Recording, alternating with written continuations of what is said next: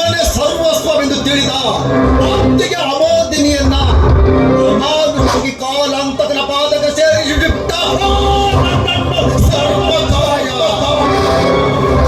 ದಿವ್ಯ ಗುಣ ಸಂಪನ್ನ ವಜ್ರಕುಶ ಹಂಸನಂದನ ಸುತ್ತೆ ರೂಪ ಸಂಪನ್ನ ವರುಣಿಕಾಳ ಹೃದಯ ಬಂಧನದಲ್ಲಿ ಬಂದಿಯಾಗಿದ್ದಾನೆ.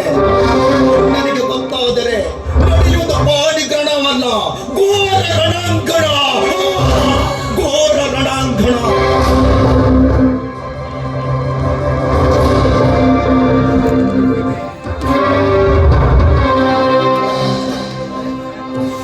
ಮಹಾಗುಣ ಸಂಪನ್ನ ಸದ್ಗುಣಗಳ ಗಣಿ ಸುಜನೇಂದ್ರ ಪ್ರಭುಗಳಿಗೆ ಪ್ರಣಾಮಗಳು.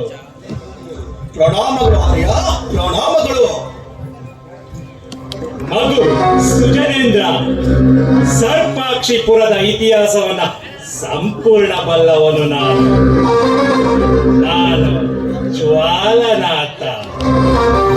ವಾಂಚಿತಾಪುರದ ದೊರೆ ಹಂಸನನ್ನ ನನ್ನ ಭಾವ. ಇದೇನು ಆಶ್ಚರ್ಯ, ಏನು ಆಶ್ಚರ್ಯ. ನೀನು ಇಲ್ಲಿ ನಮ್ಮ ಸೈನಿಕರನ್ನು ಕೋಟೆಯ ಬಂಧನದಲ್ಲಿಸಿದನು ಹಂಸಾನಂದ ಮಹಾರಾಜ. ಆದರೆ ವಜ್ರಂಕುಶ ವರುಣಿಕಳ ಹೃದಯ ಪಂಜರದಲ್ಲಿ ಬಂದಿಯಾಗಿದ್ದಾರೆ. ವಿಷಯ ನಿನಗೆ ಗೊತ್ತಿರಬೇಕಲ್ಲವೇ? ಮಗುವೇ, ಉರಿಯುತ್ತಿರುವ ಸಮಸ್ಯೆಗೆ ಉತ್ತರ ನೀಡಲೆಂದೇ ಉತ್ಸುಕತೆಯಿಂದ ಉತ್ತಾಪಕನಾಗಿ ಬಂದಿದ್ದೇನೆ.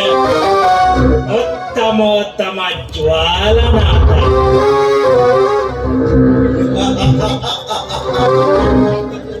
ಆರ್ಯ, ಸರ್ಪಾಕ್ಷಿಪುರಕ್ಕೆ ಸ್ಪರ್ಶ ಮಾಡಿದೀಯಾ. ನಿನ್ನಿಂದ ಉಪಕಾರವಾದರೆ ಆಲಿಂಗನ, ಅಪಕಾರವಾದರೆ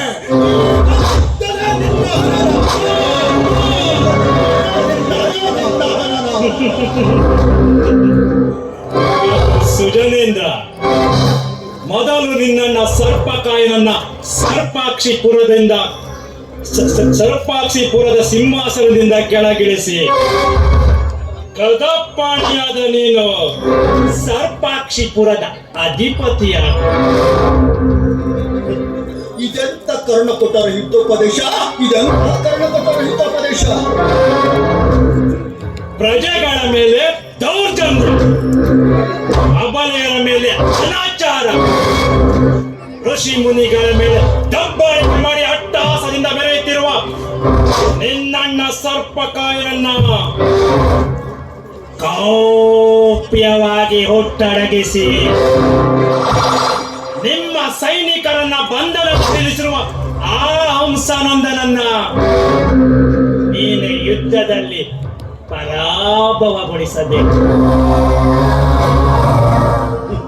ಹಂಸಾನಂದ ಮಹಾರಾಜನನ್ನು ಸೋಲಿಸಿ ನಾನೇನು ಸಾಧಿಸುವುದಿದೆ ಜ್ವಾಲನಾಥ?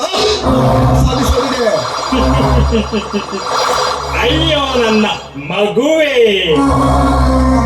ಸಾಧಿಸಬೇಕಾಗಿರುವುದು ನೀನಲ್ಲ ಮಗು, ನಾನು. ಓ ಸರ್ಪಾಕ್ಷಿಪುರಕ್ಕೆ ಅಧಿಪತಿ ಆದರೆ ವಾಂಚಿಪುರಕ್ಕೆ ನೀನಾಗಬೇಕು ಅಧಿಪತಿ. ಇದೆಲ್ಲವೇ ನನ್ನ ಮಾತಿನ ಅರ್ಥ. ಅದಕ್ಕಿಂತ ಪೂರ್ವ ಶಿವಭಕ್ತ ಅಜೇಂದ್ರನ ತಾಯಿಯಾದ ವರುಣಿಕಾಳನ್ನ ವಜ್ರಾಂಕುಶನ ಬಾಣಗಳಿಂದ ಬಂಧಿಸಬೇಕು.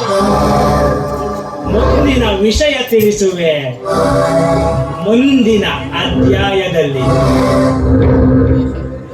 ಏ ಜ್ವಾಲನಾಥ, ನಿನ್ನ ತರ್ಕಬದ್ಧಗೆ ಧನ್ಯನಾದೆ.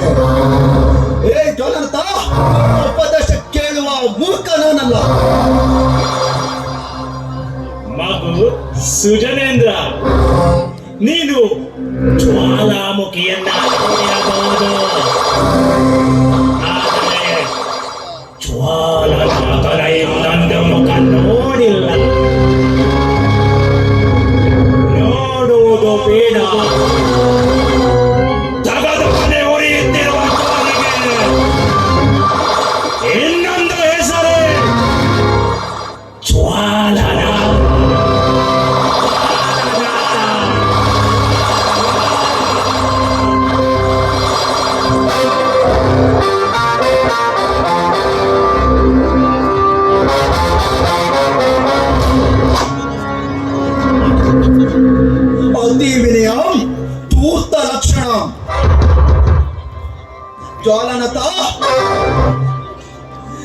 ಉಪದೇಶ ಕೇಳಿಸಿಕೊಳ್ಳುವ ಮೂರ್ಖ ನಾನಲ್ಲ.